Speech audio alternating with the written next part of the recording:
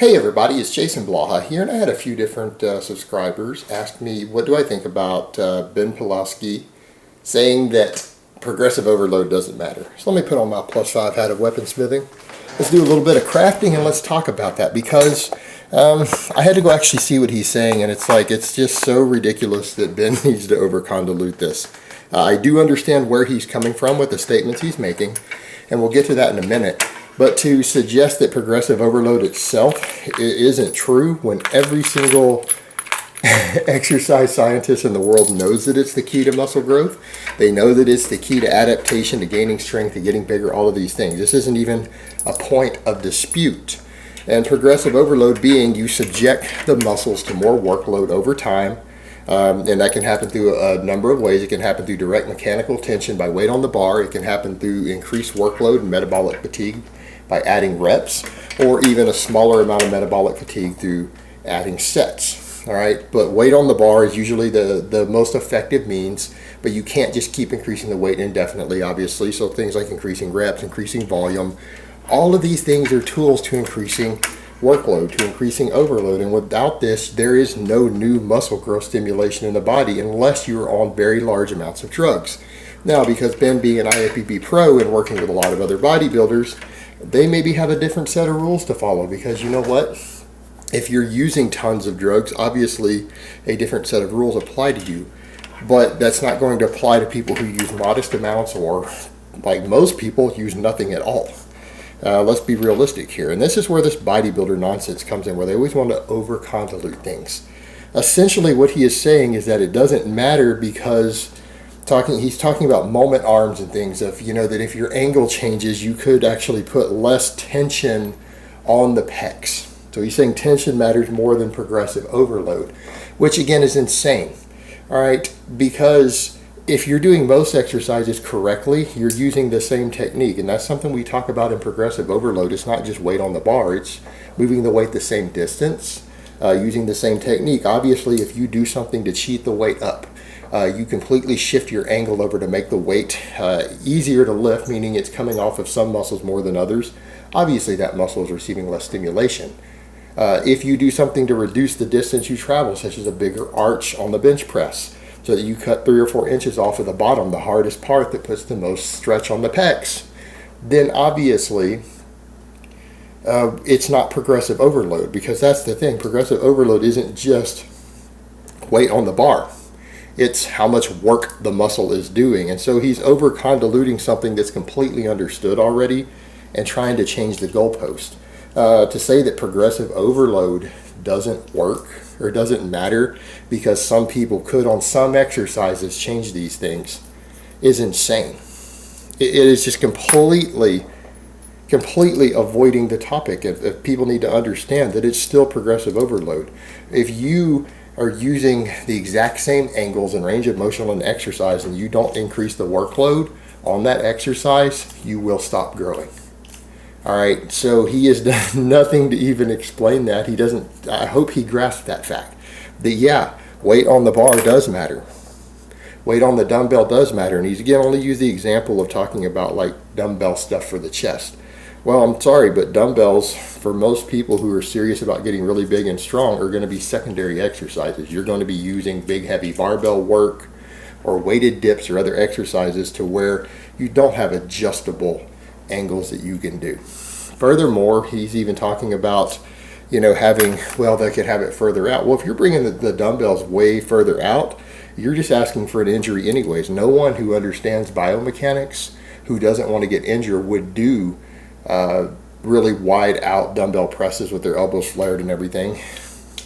So I just thought it was interesting that he raised that point. I'm like, I hope you're not teaching people to do this silly shit. If you are, you're injuring people. You're going to damage people's shoulders over time. The dumbbells should be kept in close. You should have an elbow tuck. They should come down like this. And you can argue all day long about what gives 2% more pec stimulation. That's irrelevant when people are tearing pecs or people are damaging their shoulder joints now, isn't it? Because ultimately, even if an exercise done mechanically a certain way reduces total tension 2%, as long as you are progressing on it, you're still going to hit maximum stimulation. Because it maybe hits the pec 2% less. We'll add a little more weight. add a little more volume, and it will still get the same stimulation.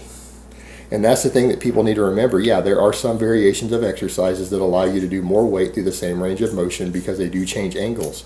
But because you are using more weight, you're still going to get the same stimulation. And you know what? If you don't ever increase that overload, you still don't grow either way. So again, he's really talking about tit for tat and is trying to take away from this concept, this thing that the ancient Greeks knew and understood. The ancient Greeks, they were brilliant men. These philosophers were thinkers. They did talk about exercise. They did talk about training. Believe it or not, that was actually important to many of the Greek philosophers and to ancient Greek civilization, exercise and fitness. They cared about this stuff. They were not just about having a strong mind and inventing mathematics and philosophy. They understood the importance of athleticism. They understood these things, and so they did study these things and look at them. And they realized even back then that progressive overload was the key to gaining muscle and gaining strength. And we still know that to this day, 2,500 years later, all the data suggests that. We know that the ancient Greeks had it right. We know that these men were pretty smart. But to take this idea and say, well, this doesn't matter because you're changing, if you're changing the technique on an exercise while increasing the weight, you might not be increasing tension. And he's acting like tension is separate from progressive overload. Well, if you reduce tension, you've reduced overload. You have regressed your overload, not progressed it. That in no way removes progressive overload. And again, goes back to the point of once you're using good technique and locked into a technique on an exercise, why in the world would you change it? If you're changing it, then you're a noob who needs to go back and relearn the exercises. You know, it's just absurd to focus on the fact that and say something like progressive overload doesn't matter.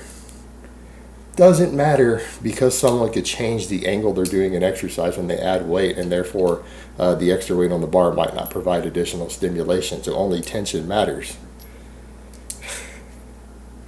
But most exercises, most of your big exercises, unless you're doing something major, you're not going to change the technique, and that's the whole point. You're still going to be using the same technique, the same range of motion. And in fact, I'm really big on maximum range of motion on exercises. That's why I don't like partial reps. I don't like guys not touching their chest on the bench press. I don't like guys not touching their chest on the overhead press. I don't like seeing people do squats above parallel. Why?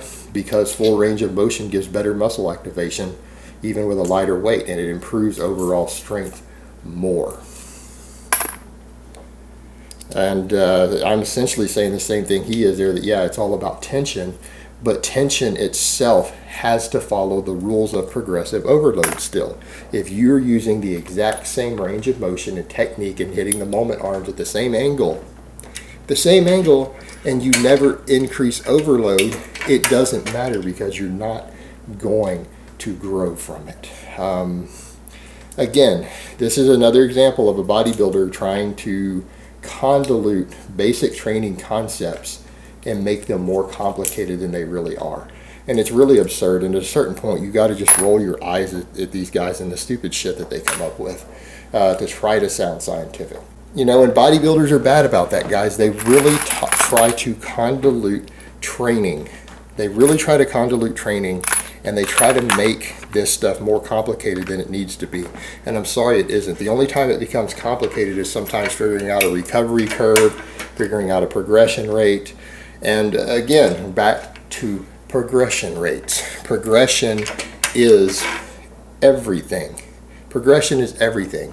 And the only guys who can get away with not really focusing on progression are guys like BPAC, guys who use insane amounts of anabolic drugs to facilitate their muscle growth. Because for them, it doesn't matter so much. You know what? As long as they do get some metabolic fatigue in a muscle, as long as they get some tension in a muscle, it's going to grow enormously. In fact, with the drugs that they're on, they're still going to grow even if they don't even bother to train a muscle. So we get to a certain point with some of these pro bodybuilders where we have to actually question, scientifically question, how much does their training really even matter at the end of the day. I mean, when you go on enough drugs that you could still gain 20 or 30 pounds of muscle if you just laid around on your ass, And that is a scientific fact, proven by data, studies, multiple studies I've linked for you guys, the data I've discussed. That's not even subject to debate. With enough drugs in your system, you don't have to train at all to gain large amounts of muscle. So it starts to beg the question of, why do these guys want to always complicate and over-convolute training? Well, simply put, because they don't want to admit that the drugs facilitate 90% of their progress and everything that they've done, and they want to pretend like they have some sort of archaic knowledge that no one else has, instead of just admitting that the drugs are responsible, because otherwise they have no other means of explaining how massive they've gotten compared to everybody else, these bodybuilders.